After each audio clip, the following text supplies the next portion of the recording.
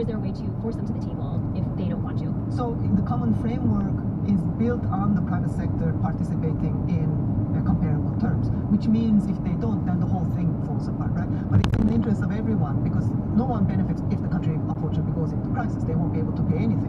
Late last year, Chad became the first country to reach a debt restructuring agreement under this new system. But the IMF has acknowledged that progress has been slow. Zambia and Ethiopia started their talks with creditors over a year ago, and there's no resolution in sight. Just last month, Ghana said it was interested. These negotiations will be an important test of whether this new playbook can keep this fourth debt wave from spiraling into a full-blown crisis. This episode was produced by Corey Bridges with engineering from Catherine Silva. Sarah Juarez checked the facts. Dailies.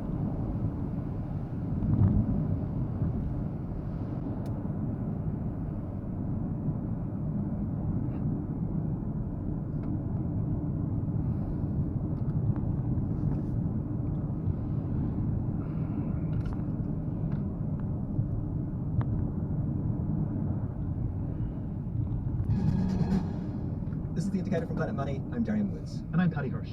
The Adani Group, one of the biggest companies in the world, is still bleeding out this week after being badly wounded by the American investing group Hindenburg Research. Hindenburg released a report on January 24th claiming that Drop the Adani Group was Hindenburg. crushed due to fraud and market manipulation and corruption. And they called it, I quote, the largest con in corporate history. The largest company, that's a high bar.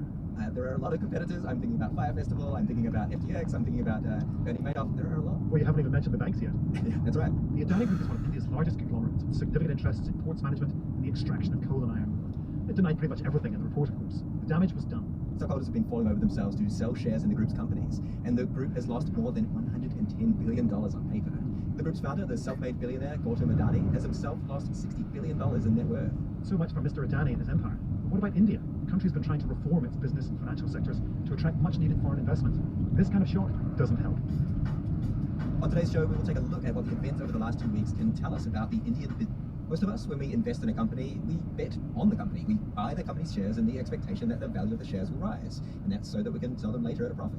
Short sellers, on the other hand, bet against companies. They don't buy shares, instead they borrow them and they sell them, expecting the value to fall. When it does, they buy the shares back at a lower price, return them to the person they borrowed them from, and they pocket the difference. Okay, that sounds like some pretty complicated slick dealing, but maybe you've got an example that will kind of clarify what's happening here.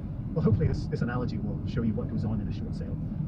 Imagine you're a rare stamp trader, and you hear on the grapevine that the British Post Office has found in its archives a roll of 1 million unused penny black stamps, first issued in 1840. Very rare, very expensive. Right, but because the British Post Office has found a lot, I presume these are going to be less valuable in the future.